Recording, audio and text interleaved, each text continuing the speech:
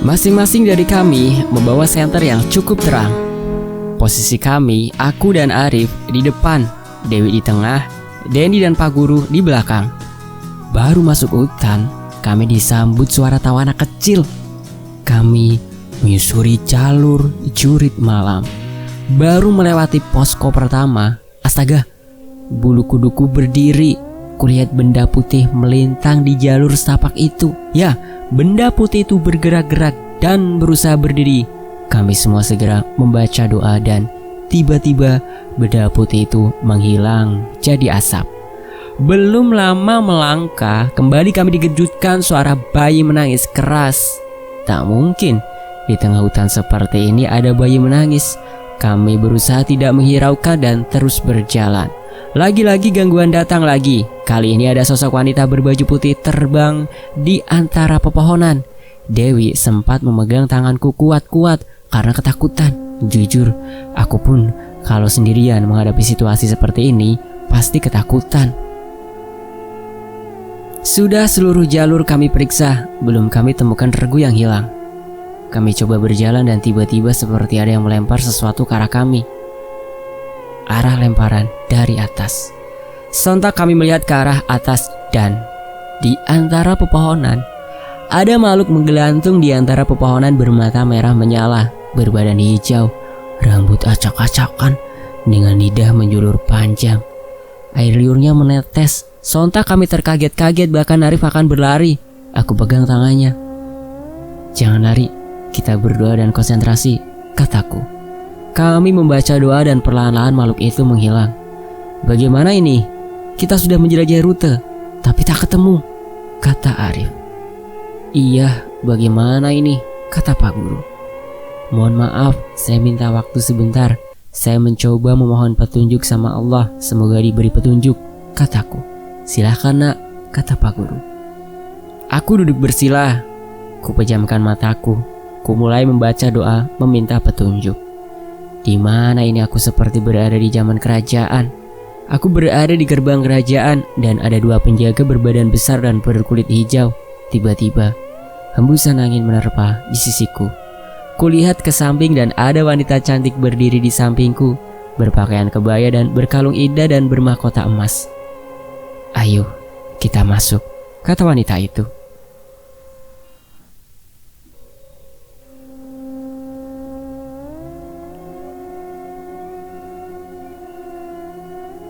Para penjaga itu membungkuk hormat pada wanita itu. Kami masuk melewati gerbang dan ya, kami melewati seperti kota. Ada penduduknya, makhluk-makhluk yang tak lazim. Kami seperti menuju istana dan sampai di depan istana, penjaga kembali membungkuk hormat. Kami masuk istana yang indah. Kami tiba di depan makhluk yang duduk di singgasana. Ya, makhluk itu sangat mengerikan. Berbadan sangat besar, berbadan hijau, bermulut lebar, bermahkotakan emas, bertaring besar, bermata merah menyala.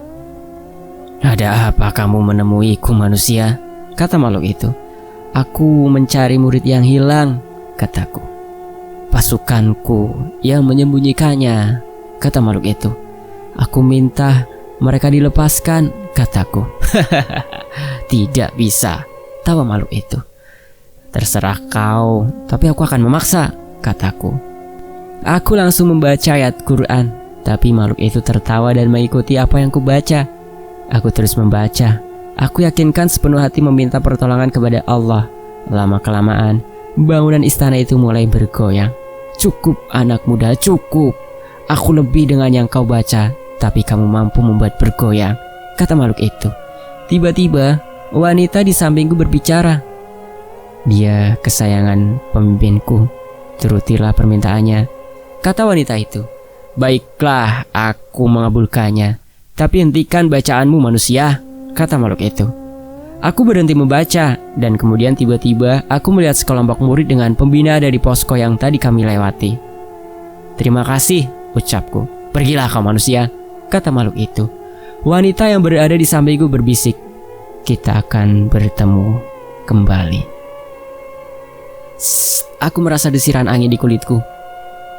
Aku membuka mataku, kemudian berdiri mengajak semua pergi ke posko yang kulihat ketika ada di istana itu. Sampai di sana, kulihat murid-murid ada di sana dan tampak kebingungan. Kami menghampirinya dan mengajak kembali ke perkemahan. Kami menemukan murid-murid yang hilang, sedang kebingungan. Dan seorang pembina yang bersama mereka juga sama. Aku segera mengajak mereka keluar dari hutan. Kami berjalan, menyusuri jalan setapak. Sesekali, bayangan hitam muncul di sela-sela pohon yang agak jauh dengan mata merahnya menatap seolah mengawasi. Beberapa murid sepertinya melihatku suruh mereka untuk tidak melihat sosok itu.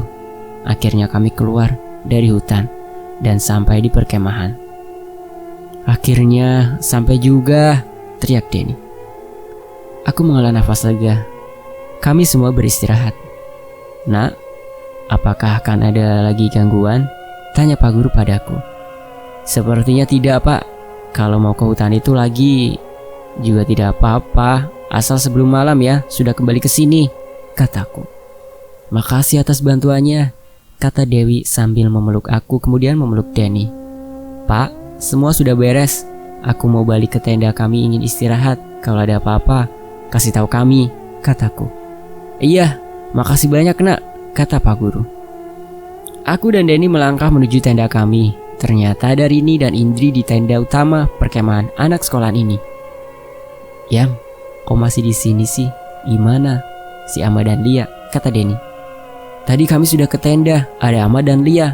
Kami balik lagi ke sini. Khawatir sama kalian, kata Indri. Rin, kok diam aja gak khawatir sama aku? Kok manyun gitu sih? Kataku. Kulihat Rini manyun aja ke arahku.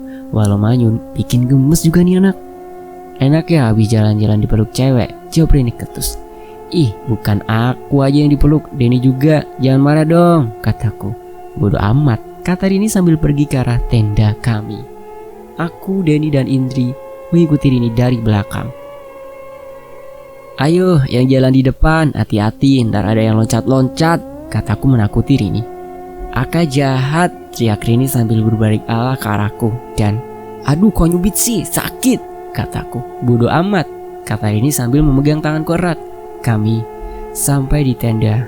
Di luar Ahmad dan Lia duduk di dekat api unggun. Kalian belum tidur? Tanya Denny. Belum, nunggu kalian. Takut terjadi sesuatu, kata Ahmad.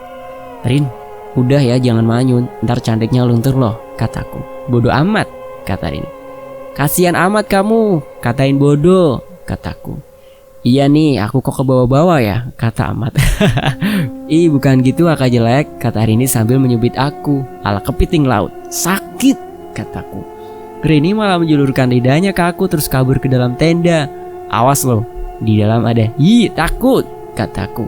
Rini keluar tenda dan melempar sendal jepit ke arahku dan pletak kena kepalaku. Aduh sakit, kataku keras. Bodoh, kata Rini. Kali ini bodohnya gak disambung Ahmad. Ahmad, Lia, Denny dan Indri mentertawakan tingkahku dan Rini. Pasangan Tom and Jerry. Hi, udah ayo kita tidur, kata Denny. Aku, Ahmad, Denny masuk tenda cowok dan langsung tertidur pulas. Aku bermimpi. Dalam mimpi wanita cantik berkebaya hijau bermahkota emas mengajak aku keliling sekitar perkemahan. Seperti alam manusia biasa. Ada persawahan dan ramai orang berlalu lalang. Wanita itu memperlihatkan sebuah istana, tapi berbeda dengan istana berbadan besar berkulit hijau. Lalu, wanita itu mengajak ke pinggir kolam dan meletakkan sesuatu. Terasa pipiku ditepuk-tepuk. Bangun Aka, udah siang. Ku buka mataku. Ternyata Rini membangunkan aku. Apa aku di surga? Kataku. Ye, ngelindur, kata Rini. Habis pas bangun buka mata, ada bidadari, kirain di surga, kataku. Gombal, sana cuci muka sama gosok gigi. Aku udah masak kopi nih sama mie instan, kata Rini. Aku mengambil botol air mineral, sikat gigi dan odol. Aku berjalan menuju kolam yang tak jauh dari tenda karena mirip dalam mimpiku. Aku mengingat di mana sosok wanita menyimpan sesuatu. Kutemukan tempat itu. Ada bunga tumbuh indah di atasnya. Ku petik bunga itu dan di bawahnya ada batu akik berwarna hijau. Ada 2 dan ku ambil. Lalu aku balik lagi ke tenda. Terima bunga ini sebagai tanda rasa sayangku padamu, kataku kepada Rini sambil memberi bunga yang kupetik. Makasih gombalanya, kata Rini sambil tersipu-sipu. Aku berjalan ke arah Denny yang sedang makan mie instan. Lihat apa yang kutemukan, kataku sambil memperlihatkan 2 batu akik hijau kepada Denny. Wah, bagus sekali. Di mana kamu mendapatkannya? Kata Denny. Dekat kolam. Kamu mau? Ambillah satu ini, oleh-oleh dari tempat ini, kataku.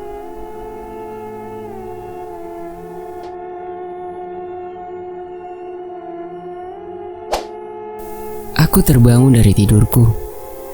Lagi-lagi mimpi yang sama berulang kali. Ada apa dengan diriku ini? Sudahlah, siang nanti aku akan bertemu Denny dan yang lainnya di kafe biasa kita suka nongkrong. Turun dari angkot, aku masuk ke kafe ini. Aku menuju meja di pojokan biasa kami berkumpul. Di sana sudah ada Denny. Mana yang lainnya? Belum pada datang. Belum bro, kata Denny. Oh ya, kamu jadi ambil D1 di situ tuh. Jadilah, aku udah jual gitar, amplifier dan lain-lain buat bayar biayanya, kataku. Sampai segitunya, kata Denny. Terpaksa, kan ibuku gak mampu biayain, jadi aku cari duit sendiri, kataku. Oh ya, ini ada uang titipan dari bokap. Katanya terima kasih sarannya, proyek di luar kota, gol, kata Denny sambil mengasih amplop. Gak perlu, aku cuma kasih saran aja agar kerjasama dengan Pak Broto diterima, kataku.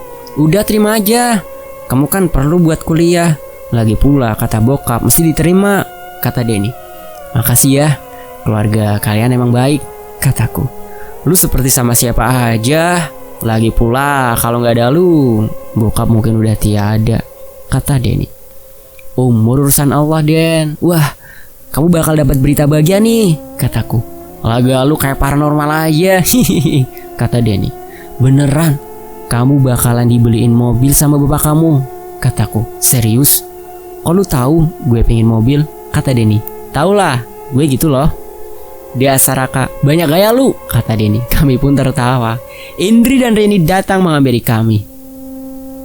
Halo sayang, udah lama, kata Indri. Enggak, baru aja, kata Denny. Kok aku gak disapa sayang, kataku ke Rini.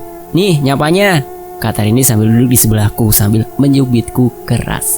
Aduh sakit, kataku memelas. Bodoh, kata Rini.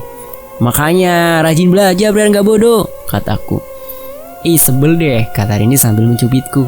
Duh sakit, aku ini pacar kamu apa anak tiri sih? Kok disiksa begini, kataku. Aka sih anak yang paling nyebelin. Sebel tapi cinta ya, kata Rini sambil mencibirkan bibirnya. Denny dan Indri menertawakan kami. Aku hanya garuk-garuk, gak gatel. Dasar pasangan Tom and Jerry, kata Denny. Aku kucing dong, kataku. Enak aja, aku yang kucing, kamu yang tikus, kata Rini. Iya, kamu kucing, jadi manja ingin dilus-elus, tapi kadang galak suka nyakar, kataku. Rini tertawa dan menyandarkan kepalanya di bahuku. Aka, muka kamu kayak pucat gitu, kata Indri. Mungkin gara-gara mimpi ya, tidurku gak nyenyak. Aku mimpi gunung meletus dan mimpi itu berulang kali, kataku. Dah, anggap itu bunga tidur aja, kata Denny. Aka bukannya mimpiin aku malah mimpi gunung meletus, kata Rini. Kalau mimpiin kamu ntar mimpi aku jadi mimpi horor. Aku dicubitin terus sama kamu, kataku. Tuh kan, Aka nyebelin banget, kata Rini sambil manyun dan mencubitku keras. Rini kalau lagi manyun gitu lucu dan bikin gemes. Coba lihat berita di TV itu, kata Denny. Kami melihat ke arah TV besar di dalam kafe. TV itu sedang menayangkan berita gunung meletus dan ada korban jiwa. Itu kan yang dalam mimpiku, kataku heran. Bener kejadiannya sama persis dengan apa yang kuimpikan. Belum bilang keherananku, terlihat bayangan-bayangan kejadian. Apa ini? Apa yang terjadi dengan diriku? Indri, kalau kamu ke Bogor dengan keluarga kamu, terus kamu lihat truk dengan tulisan di bak belakangnya dan posisi kamu di jalan tol, jangan dekat-dekat truk itu. Kalau bisa jauhlah, jalan pelan saja mobilmu, kataku. Aka, kok kamu tahu aku akan ke Bogor, kata Indri. Pokoknya ingat-ingat ya kataku tadi, kataku. Iya Kak, kata Indri. Terus Rin, sayang, mau gak kamu janji satu hal sama aku, kataku. Iya aku janji, kata Rini. Batalkan rencana kamu rekreasi dengan teman-teman lingkungan rumah kamu, kataku. Kenapa lu kak? Hari ini kayak aneh, kata Denny. Enggak Den, aku cuma dapat penglihatan. Please, kalian ingat-ingat kataku ya, kataku. Mereka mengangguk. Akak, aku ingin ngasih sesuatu ke kamu, kata Rini. Apa sih? Aku jadi deg-degan, kataku. Ini HP aku buat kamu, kata Rini. Kalau kamu ngasih HP kamu, nanti kamu pakai apa? Kataku. Tada, aku baru dibeliin bokap nih, hehehe, kata Rini sambil menunjukkan HP barunya. Ini HP-nya udah aku isi kartu dan nomor aku udah ada. Jadi kalau kangen bisa langsung hubungi aku. Habis kamu punya HP malah dijual, kata Rini. Dijual kan buat biaya kuliah, kataku. Kemudian kami ngobrol ringan dan tak lama pulang ke rumah masing-masing. Keesokan hari, kira-kira pukul 1:30 siang, aku baru pulang dari bank menabung uang pemberian bapaknya Denny. Tiba-tiba HP pemberian Rini berdering. Lalu ku angkat, ternyata Denny menelpon. Akak, lu gila ya? Kata Denny. Perasaan aku masih waras deh. Iya aku. Semua kata-kata lu di kafe jadi kenyataan. Bokap gue ngebeliin gue mobil. Dan satu lagi, tadi barusan Indri telepon. Dia hampir saja kecelakaan pas lihat truk seperti yang kamu bilang. Indri minta bokapnya bawa mobilnya pelan-pelan. Tahu nggak kamu? Truk itu kecelakaan, tabrakan dengan beberapa mobil. Thanks ya sob, kamu udah nyelamatin pacar gue, kata Denny. Iya, kataku. Udah dulu ya bro, gue tes drive dulu mobil baru gue nih, kata Denny. Oke, hati-hati ya, kataku. Panggilan diputus. Astaga, penglihatanku itu jadi kenyataan. Apa yang terjadi dengan diriku? Oh, aku lupa penglihatanku tentang Rini. Aku harus bertemu Rini.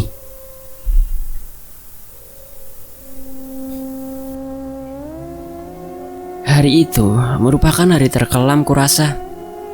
Aku berdiri di sini menyaksikan jasad orang yang sangat kusayang terakhir kalinya. Aku cuma orang biasa. Aku menangis seperti hampir semua orang yang hadir di sini. Berkali-kali kulihat Ibu Rini pingsan melihat pemakaman anaknya. Aku pun merasakan yang sama. Aku tak dapat berkata apa-apa. Banyak ucapan bela sungkawa dari temanku. Banyak nasihat agar aku bersabar. Tak mampu membuatku menghilangkan rasa sedih, perih, dan kehilangan ini. Pemakaman pun selesai. Ayah Rini mengajakku pulang. Aku menggelengkan kepala. Aku masih ingin di sini.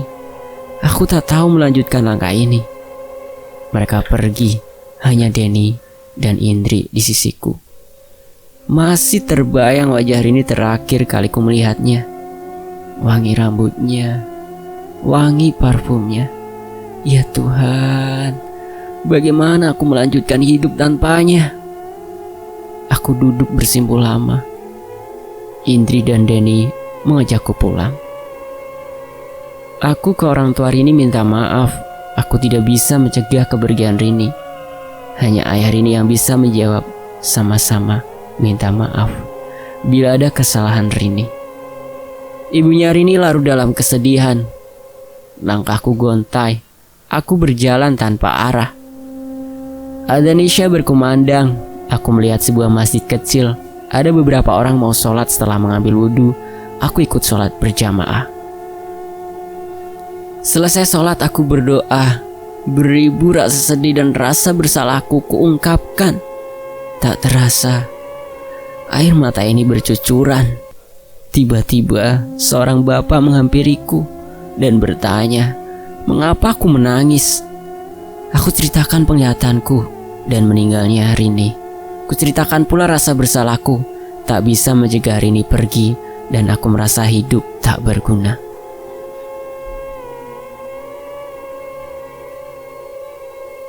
Nak, jangan menyalahkan dirimu sendiri. Bila kamu sayang dia, kamu harus relakan dia. Mungkin dia sekarang berada di tempat yang lebih baik. Penglihatanmu anugerah. Kamu bisa menolong orang tapi ada pula takdir yang bisa diubah. Kita hanya bisa menyikapi takdir itu. Apa karena takdir itu kita jadi ingkar karena tidak suka keputusan Tuhan akan takdir itu? Atau jadi orang yang bertakwa karena ikhlas menerima keputusan Tuhan? Kamu sudah berusaha berdoa, kini waktunya tawakal, ikhlas, terima kenyataan. Doakan dia agar diterima di sisi Tuhan, diberi kebahagiaan di alam sana. Kita tidak bisa pertanyakan keputusan Tuhan, tapi nanti kita yang akan ditanya atas sikap kita atas keputusan atau takdir Tuhan. Aku sedikit lega. Aku berterima kasih atas saran dan nasihat Bapak itu. Aku minta izin pulang. Aku pulang ke rumah dengan perasaan sedikit lega. Sebelum tidur, aku mendoakan Rini, lalu aku tidur. Dalam mimpi, kulihat Rini tersenyum bahagia. Selamat jalan Rini. Semoga kau bahagia di sana.